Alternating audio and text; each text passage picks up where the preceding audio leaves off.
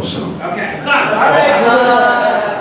And we are rolling. We are ready to go in 5, 4, 3, 2.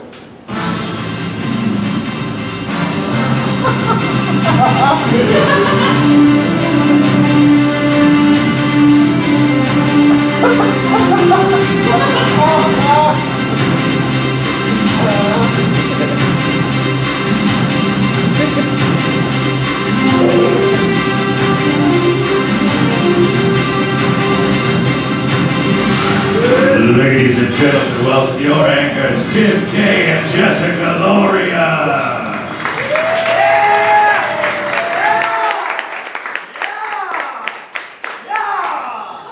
Okay. Hi everyone, I'm Jess Loria. And I'm Tim Kay. We are so excited to be doing this show in front of a live studio audience. Hello. Tonight we're going to be talking about things abroad and at home. Ladies and gentlemen, this is Newsish.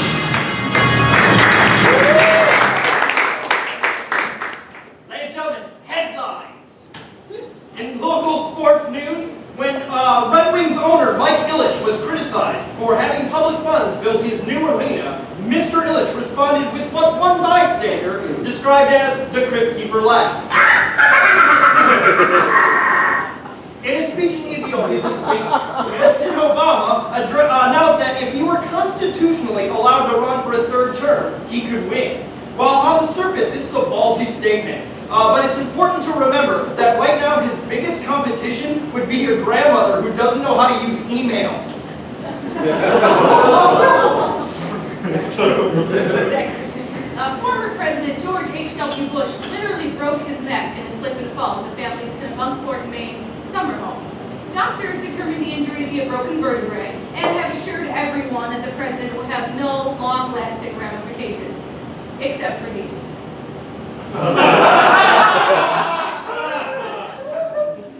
Mike Huckabee came under fire this week for comments comparing President Obama's Iran deal to the Holocaust. Huckabee just can't stop comparing things he doesn't like to the Holocaust.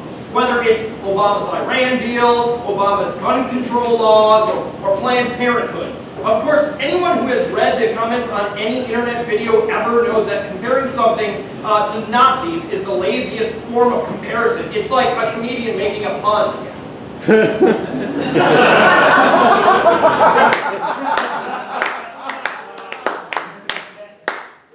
You know, if Huckabee wants a real tragedy to reference to death, he should probably pick something more current, like, I don't know, the finale of Game of Thrones.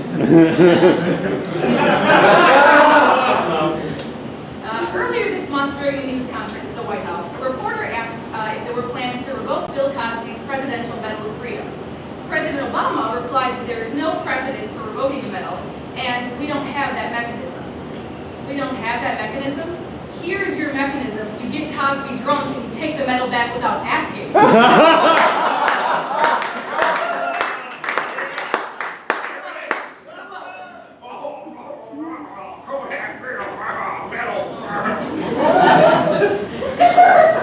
Demi Moore returned to her Los Angeles home recently to find a dead man in her swimming pool. This is real. The actress did not know the man, but friends say that she was sad to hear that her one and only fan was gone. Aw, she's an asshole. And now it's time for our segment, Good Flicks and Such, with our film critic, Mordecai Thompson. Give it up for Mordecai Thompson, ladies and gentlemen.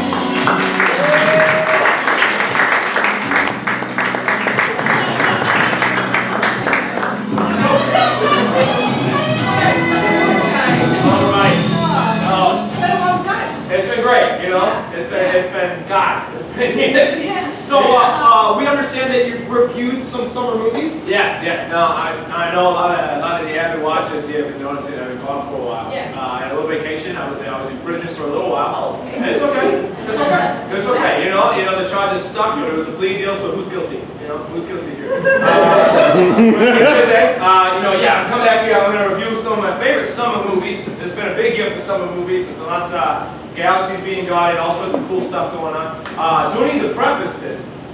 These are just movies I've seen this summer. Okay. Okay. I thank you for the press passes to Fantastic Four, but there's a lot of movies I hadn't seen while I was in the clique, so I just got some movies. Oh, Yeah. All right. Okay. Okay. Do you need some help there? No, I got it. Brought your own TV? Yeah, okay. Yeah, I don't want you guys to fuck around with it. So, yeah. About 2 months. All right. That's a VCR. Yeah, so, oh my God, guys, what a great summer it's been for movies that I have seen. I gotta tell you, there's one movie I've seen here. What are we talking about? There we go. One movie I've seen here, it is great. It's a little buddy comedy, We got two friends who've been just friends forever, and they are stupid as bricks. You know, they're stupid. They go through a series of misadventure, maybe trying to get some money and stuff. They're both fighting over the same girl. There's a lot of fun stuff going on. It is a hilarious movie. Yes, Dumb and Dumber. Whatever. Okay, hold on. I just want to show you. It's a hilarious little buddy comedy. Come on. There we go. Come on. Come on up. Yeah. Hold on.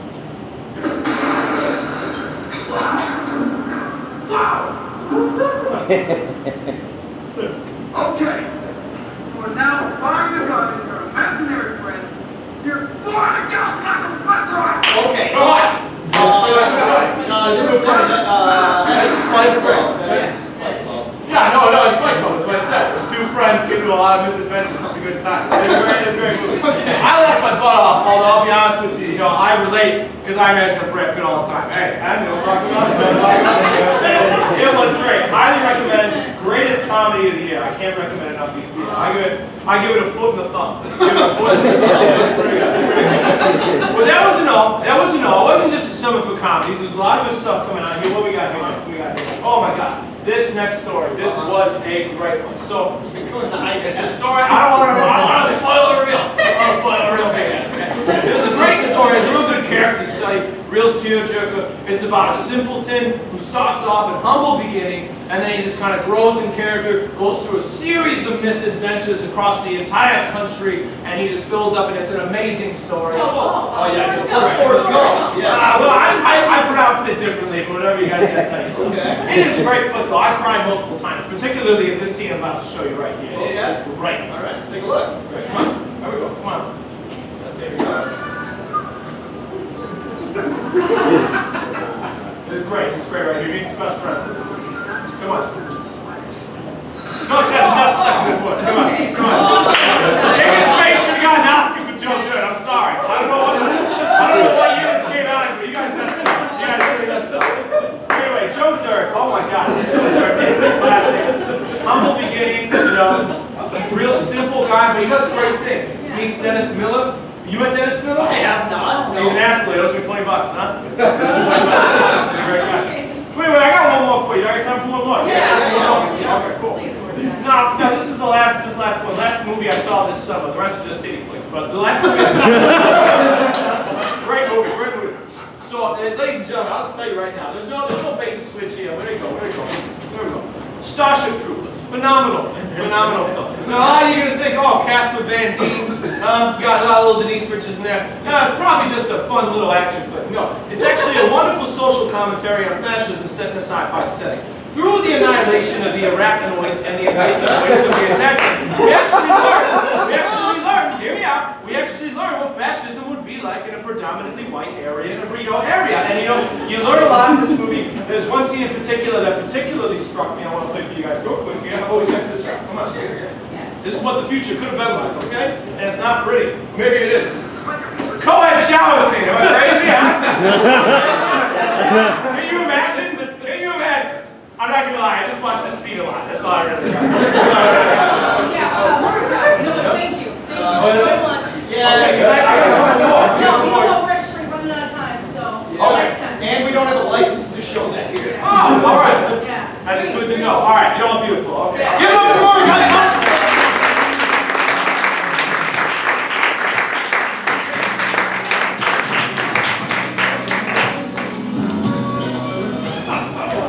Mordecai Thompson.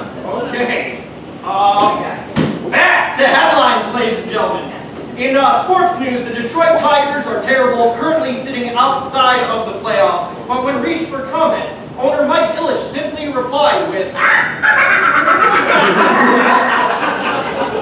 An anti-drinking and driving campaign in Tennessee failed after its strategy was unveiled as sexist and bizarre. The campaign included distributing coasters in bars, with attention-grabbing phrases like, buy a drink for a marginally good-looking girl, only to find out she's chatty, clingy, and the boss's daughter. The posters make zero mention of drinking and driving, so it's still not clear how bar patrons are supposed to make that connection. Meanwhile, Tennessee officials are already hard at work on a plan to cut down on teenage pregnancy with helpful condom wrappers, like pubic lice on fleek.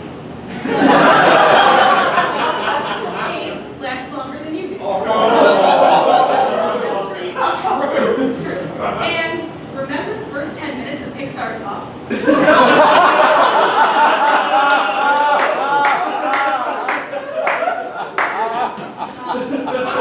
No one's gonna want to bone after that. Hulk Hogan, the Hulkster, was recently dropped from the WWE website because of an incriminating piece of audio that recorded the star using the N-word casually. Who would have thought the professional wrestler with a bleached blonde handlebar mustache and a literal redneck would be a little bit racist? In fact, I'm shocked he's not more racist. That would hit well. You almost pushed it there for me. The Queen of England made headlines this month after shocking footage was discovered of her in the 1930s doing a Nazi salute. When asked to comment, the Queen shouted, "Crumpety wumpety," and hit the reporter on the head with a cricket bat. This week, Rand Paul released a video promoting his flat tax code plan, where he stands in front of hundreds of reams of paper, supposedly the U.S. tax code, then burns the paper, shoves it into a wood chipper, and finally, in his most butch move to date, goes all Jason Voorhees, destroying it with a chainsaw. If you were wondering what his plan is for recycling, Rand Paul, of course, is only one of the 10,000 people running for the Republican nomination. Which brings us to our next segment, GOP Madness. GOP Madness! GOP Madness! So get with your bookies, sports fans, and let's take a look at your 2016 Republican bracket. Of course, we don't have time to go into every single one of these matches, but here are some good highlights. We've got our #1 seed in the polls and our hearts, Donald Trump. Trump's winning strategy so far seems to be saying everything that is in the dark, racist hearts of the GOP base. His perfect hair and unflappable attitude attracts voters who don't seem to mind his lack of political experience or brain cells. Trump faces off against our last place candidate, Jim Gilmore.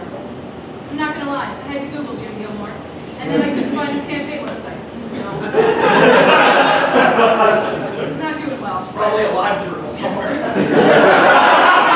He's got a top 8, but he's trying. There are a lot of reasons that Gilmore's my favorite dark horse candidate, though. He's got sparkling navy blue eyes. He's got a plan to turbocharge the economy. I'm still not sure what it is. And he claims that his favorite restaurant is Pizza Hut. Jeb Bush versus George Pataki. Jeb Bush, the man who would be president and the closest thing the GOP has to a viable option. He's an enjoyable man, and Bush recently gave an energizing speech denouncing corporate lobbyists. The problem, of course, is that the speech was organized and promoted by the Florida Chamber of Commerce, a corporate lobbying group. Bush's masterful ability to take money from lobbyists while at the same time lambasting lobbyists is a sure sign he's the bold leader our country needs. Where the fuck was I? But will it be enough to take out first-round opponent George Pataki? Pataki is the former governor of New York, which alone places him left of the GOP candidates, and notably, he was the governor during 9/11, and you may not remember him because he didn't use the terror attacks to push an agenda. He was the only one not to do it. And Pataki is, on paper, the best choice to lead the GOP pack. But we all know how the Republicans feel about paper. There are so many matches to keep an eye on. Rick Perry versus Ted Cruz. That's a showdown over who loves Jesus more. It should be good. Cruz has promised not to go negative. And Perry started wearing glasses to distract people from remembering he's facing felony abuse of power charges. He's like a shitty He Superman. could go GOP madness GOP madness. is that literally any of these guys could go all the way, except, unfortunately, the ones who actually have good ideas or understand the need to separate church and state. We'll be back next month with more GOP madness. GOP madness. All right, international news, ladies and gentlemen.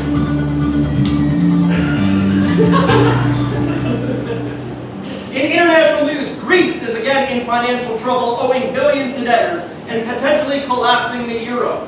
In response, Germany argued one way for Greece to meet its financial obligations was for it to issue IOUs for domestic needs. With this move, Greece has officially become the stoner best friend of Europe. And speaking of stoner best friends, Go Comedy's resident Greek, Tommy Simon, ladies and gentlemen.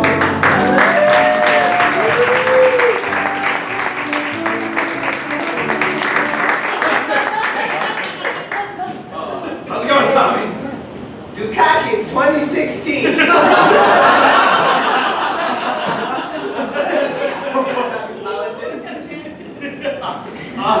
So, Tommy, How you doing? doing great, doing good. Next question for you, my first question for you is, so what exactly happened in Greece? What's happening? What happened In Greece. in Greece? Okay, I'm glad you invited me here. I want to give you a very unbiased opinion. Okay, people have been getting the facts mixed up. Germany versus Greece versus the world. Let's just set it straight. Sure. Imagine I gave you a credit card.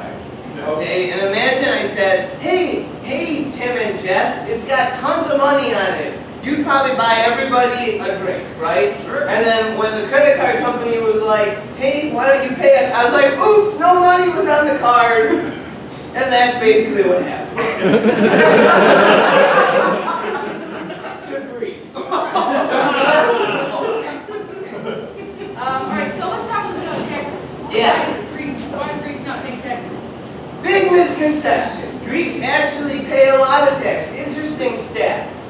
Last year, they did this thing and they looked at, in Greece you have to pay a tax. It's like a socialist country, so you have to pay taxes for a lot of things. And they found 300 people claimed their pools and paid the pool tax, like a swimming pool. It's very hot there. I recommend going. And then a aerial Google view, I guess the country didn't realize they had that, found about 13,000 pools in backyards. So there are still some people paying taxes. But let's back up. Other than these 300 people who clearly paid, if I was to come, let's just give us an example. If I was to come to you and say, hey, Tim and Jess, you could pay this pool tax, or you could pay me like half, and no one's going to know about it. You guys aren't dumb. What would you do? That's what's happening! Everything was fine until Germany was all like, we keep books. Everything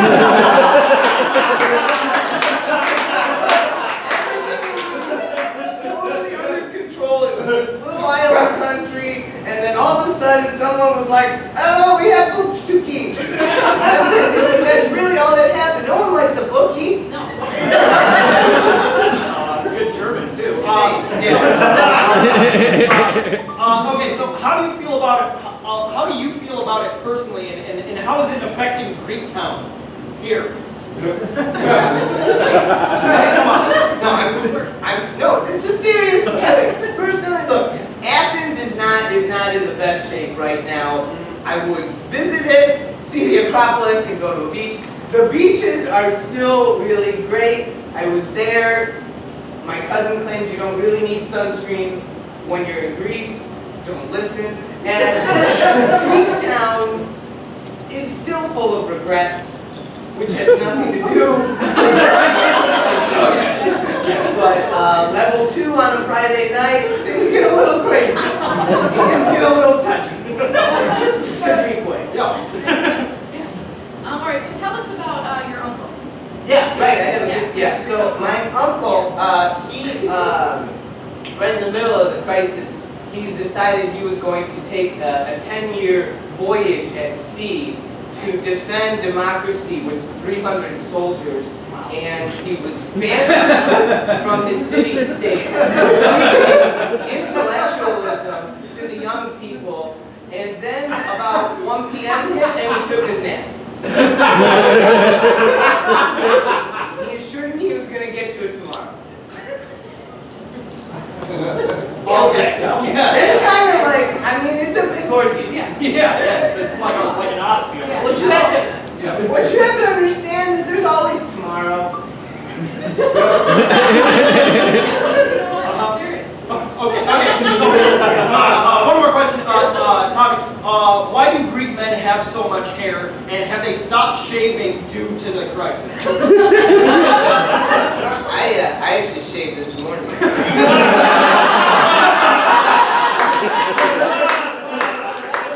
Look, when you can only pull out 30 euro from an ATM, it's gonna get like, what am I gonna really spend this money on? Uzo is clearly a priority. But let me just sum something up here. Okay, I'll put this all in perspective. I'm gonna name a couple of things. We'll turn it over to the people, or you, or me if I don't like your answers. Let's just go like, look. All right, theater, math, democracy, Hitler. Whose side are you on? Tommy, 5 minutes, you know.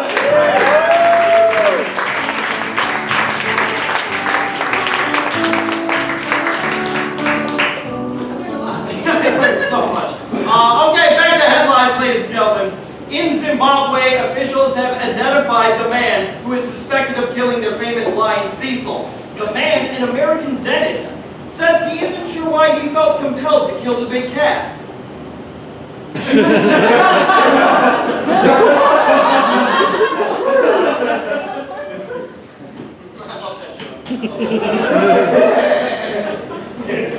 Will Smith and Jay-Z announced plans this week to produce a miniseries for HBO concerning the gruesome 1955 murder of Emmett Till, a young black man whose only crime was whistling at a white woman. White people everywhere are excited for the miniseries because it means they can mistake watching it for actually doing something to help improve race relations. In other white people news, the Drapers is coming up.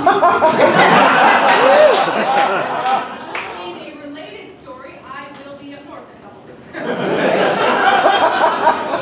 And while we're on the subject of white people, a very interesting debate has been waging recently over whether or not white privilege exists. Here with more on that story, our senior white privilege correspondent, Andy French, ladies and gentlemen. Give it up for Andy French.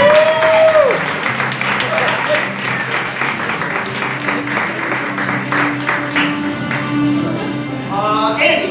Yeah. So, Andy, sure, there is racial tension being felt throughout the country, but how do you know white privilege exists? Because I'm the living embodiment of it. Yeah, I mean, I don't know how people don't think white privilege exists. I think it's all around us. This is me dressed up. That's what they asked me to dress up, and this is okay. But no, I think it's so obvious. Like, I'll just give you. I just want to give some examples in my life that prove that it exists. These are personal examples. White privilege number one. I have absolutely no opinion on Iggy Azalea.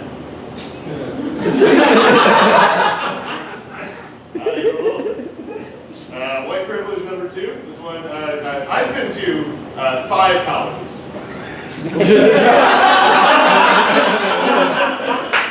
I have over 180 credits. No degree. All of that was paid for by my dad, and he still fucking talks to me.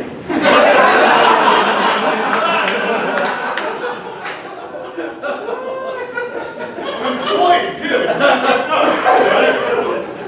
White privilege number 3. This one affects me a lot. This is my favorite. Like, so I don't drive my car without smoking weed. Like, not everybody can do that. And, like, on top of it, though, I have to, in fairness, I also drive a beige Subaru.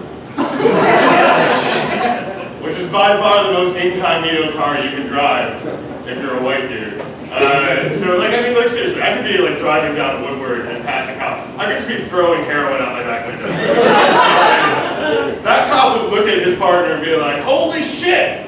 Heroin's appearing out of midair! Quick, we better save that bearded lesbian! driving in front of me. Okay, so Amy, I think you proved your point, but just to make sure, I'm going to run a couple scenarios by you, and you let me know if white privilege would help those. And I just want to be clear, like, I totally recommend white privilege if you can get it. If you can pick it up. Okay, I don't think that's how it works, but here's some scenarios. Okay, here we go. Getting into a good school. Yes, white privilege will definitely help. Being able to shop without someone following you around to make sure you're not stealing. Yes, definitely white privilege will help you. I steal shit all the time. Those are mine. Okay, accidentally turning at a no turn on red in Ferndale. Yes, 100% white privilege will help you. And this is what's crazy. Ferndale, out of its 20,000 residents, less than 10% of them are African American. Yet somehow, over 60% of the traffic violations in Ferndale are for black people. Like, not only that, I've had 3 friends get pulled over that are African American, get pulled over in Ferndale for like minor traffic incidents, right? Like turning right on a no turn on red, things like that. I got pulled over after running a red light, turning a left in front of a cop while smoking a joint. He let me go. Okay, Andy, last one. Riding a little girl's bike with tassels on the handlebars down the middle of the street and having people think you're a badass. No. It's white privilege. It's not fucking magic, man.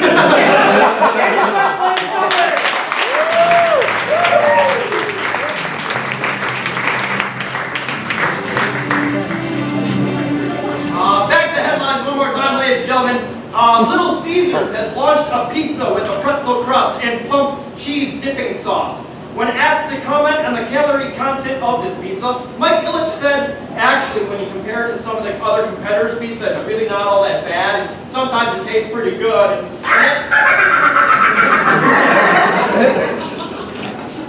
Bedrock Real Estate announced this month that it has reached a development deal on Detroit's old Stock Exchange building. The building will house a new restaurant where hipsters will be required to wear haberdashery, bid on their meals, and ring a bell every time a PBR is poured.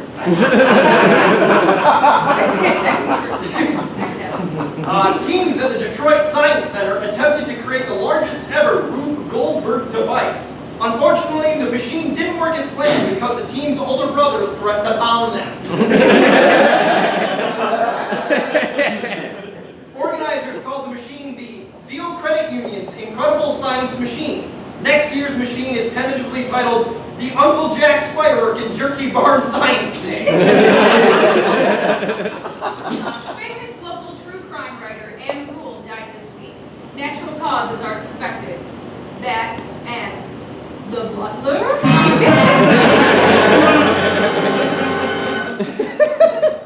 The Detroit Zoo has a plan for poo, ladies and gentlemen. It's true. In continuing its efforts to be as green as possible, the Detroit Landmark is turning its most abundant resource to provide energy for the park's facilities. In a related story, the zoo is happy to welcome Taco Bell and White Castle to its lineup.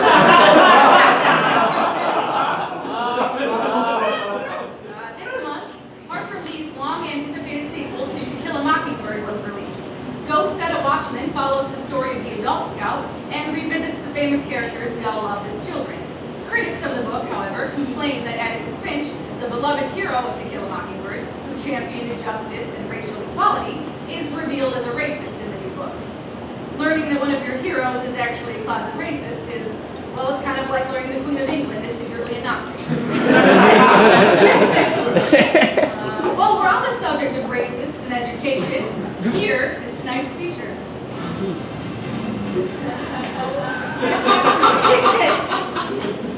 For the past month, our national attention has been focused on the removal of the Confederate flag from multiple steakhouses, Amazon, Walmart, Etsy, probably. Well, this was mostly because we wanted to scapegoat the flag and not our shitty gun laws for the tragedy in Charleston. It still brought to light the interesting way the Confederacy is remembered. At the heart of this debate is the idea that the flag represents heritage, and that the way the South is able to reconcile pride with the horror of slavery. So when Southerners say the flag like country music or NASCAR or the sweet perfection of biscuits and gravy. Just so good. And not the legacy of slavery. The problem is that the flag does not represent biscuits and gravy. It represents a culture that relegated an entire race to little more than property and then wouldn't give up that racism even after the war ended. Look, I get it. We don't want to feel shame in our ancestors or feel like it's necessary to apologize or make excuses for people we've never met. But it's really not that simple. Okay, I'm German and Italian. I get the need to feel good about your history. I get it. I'm sorry. But sometimes we just don't deserve to. Sometimes it's okay to be like, hey, wow, I was related to some people who believe some really fucked up things. But I don't believe those things, and it's okay to love my ancestors without diving under a framed picture of Mussolini.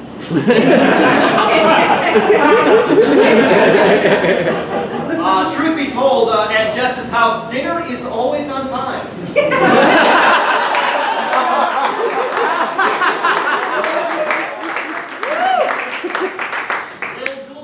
Little chair.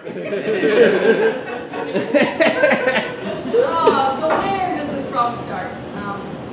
Schools. So we found an example. It's an Alabama textbook from the 1970s. It features, these are true, pearls of wisdom like slavery was the oldest form of social security in the U.S. Oh, yeah. And the slave received the best medical care which times could offer. Oh, you mean a bucket of leeches and a rock tumbler of moonshine? Yeah, basically.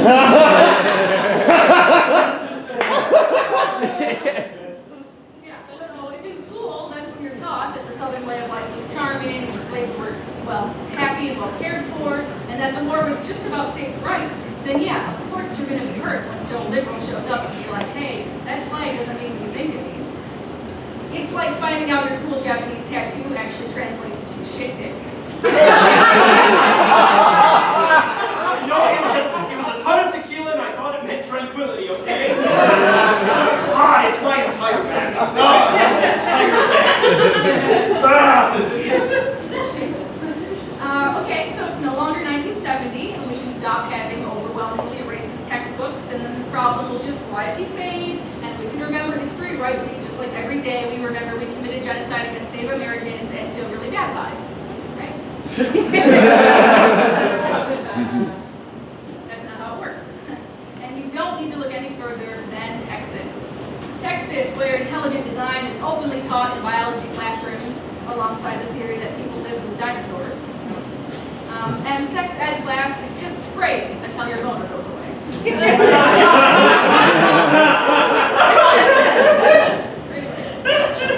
In 2010, the Lone Star State caught flack for textbooks overstating the importance of Moses as a founding father. This is actually 100% true, we shit you not. The stars at night are deep and bright. Deep in the heart of Judea.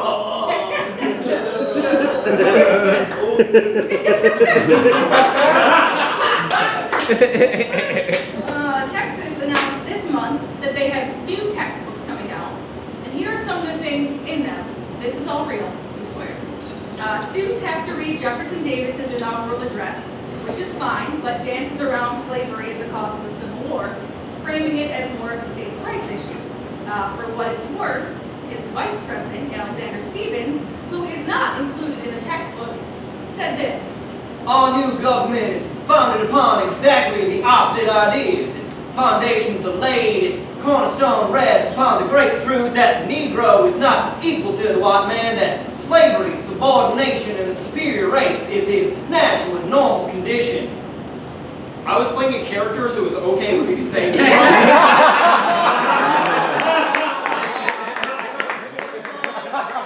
Again, I'm still playing a character right now, so it's okay for me to say it again. So pretty clear from that where they stood. The book continues to present the Civil War as this conflict about states' rights, downplaying the influence of slavery or white supremacy on the war. Okay, yeah, the war was about states' rights to own slaves. And yes, it was about the economy, which was built on the free labor of slaves. So read the secession statements of any of the Confederate states. I'll put them up on the Newsish blog, and we can talk about them. In no way do we operate a blog. Jim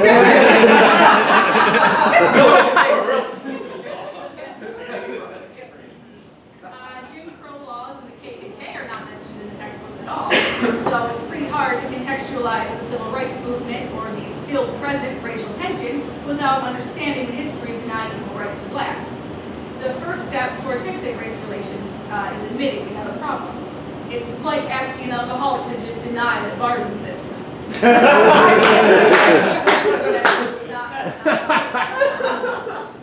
Or let's take a look at Brown versus the Board of Education, okay? It's a landmark Supreme Court case that decided that segregation was inherently unequal and that keeping the races separate in schools was wrong. The textbooks define it as the buildings, buses, and teachers for all black schools were lower inequality. Which, technically true, really not the point. It's just not. Donna Bohoric of the Texas Board of Education insists that students in Texas will get a full picture of history if teachers fill in the blanks. And we all know that teachers never get in trouble for bringing their own opinions into the classroom. I've never heard of that. So if you think this doesn't affect other states, McGraw-Hill, the nation's largest producer of textbooks, is based in Texas. So basically what goes for Texas goes for everyone else. Texas isn't removing some liberal bias from its books. They're taking out actual facts. It would be like me telling you that in college, I just studied. It's a sanitized version of history for people who are afraid that the truth will hurt them. Well, hey, guess what? I smoked a lot of weed in college, okay? I dated women in college. I once got so drunk, I had to ask the campus nurse if I had a tampon in.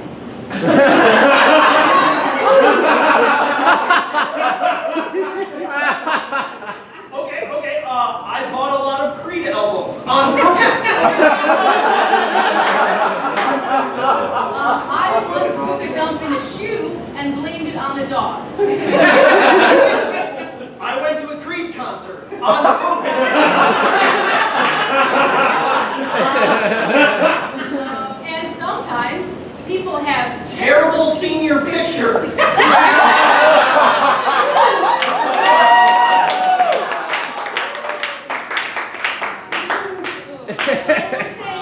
sometimes the past is really embarrassing.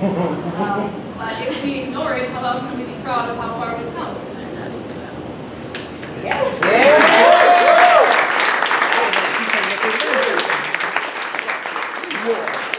And we are clear for commercial. Thank God. All right, ladies and gentlemen, so now what's going to happen while we go to commercial break is these guys are going to reset and we have a bit, an improvised bit, an America Tech.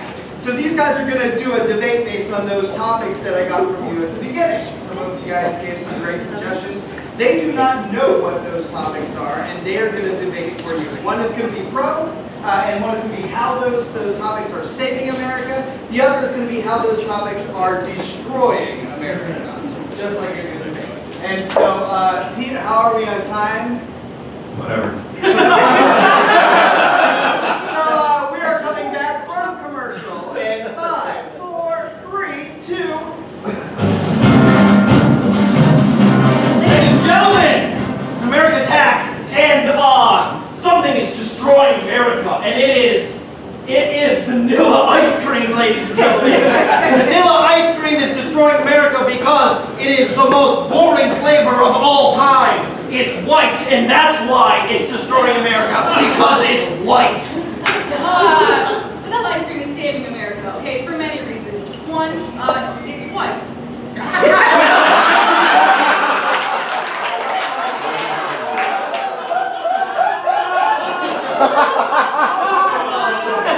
Ladies and gentlemen, vanilla is destroying America because it's named after a shitty rapper, or the shitty rapper is named after the ice cream, and it's made out of a bean. Look, vanilla ice cream saving America because it is the perfect base for any toppings, just like America. It's time! Round one, go! Who do you think had a better argument? Was it Jess? Yeah! Tim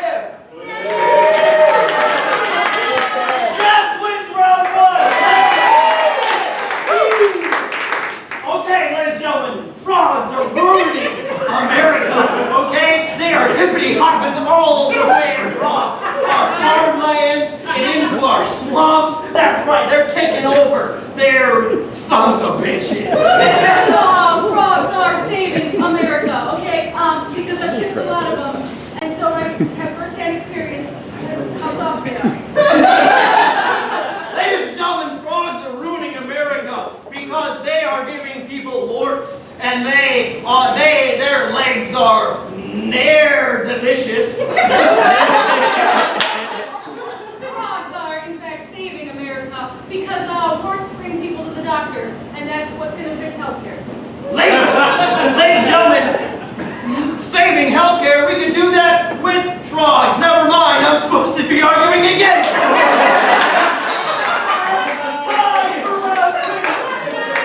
Who had a better argument? Was it Tim? Yeah! Or was it Jess? Tim wins round 2, round 3!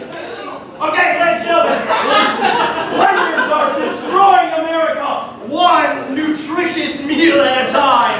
That's right, the bullet, as I call it, is destroying America because we're putting all of this excess food and all of this fruit into blenders, ladies and gentlemen. We can't spare that extra food. I think we can. We're America. Wasting food is in our job description. Blenders are responsible for delicious alcoholic beverages, milkshakes, and juicing. You can literally be fat or thin depending on how you feel.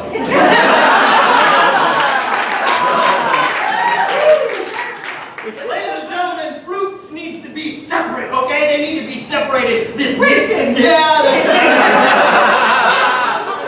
love wins, ladies and gentlemen. Fruits and veggies need to be separate. Mixing them together, it's ungodly. That's right. It says in Ezekiel 9:13.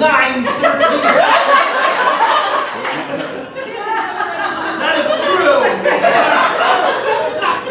They are ruining America, ladies and gentlemen, because I'm... Okay, fuck you.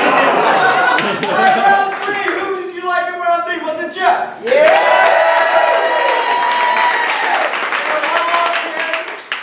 That means Jess is the winner!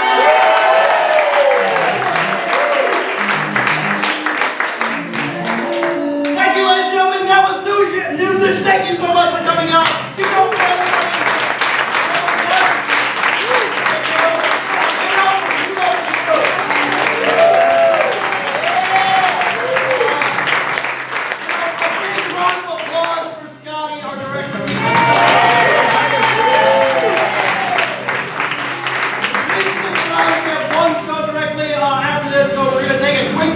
And then more comedy is coming up. Please stick around. Thank you guys so much. Oh, we're doing this show one more time. Yeah, August 27th. August 27th. Brand new show. We're going to write all new stuff for it. So please come check it out. Have a good night.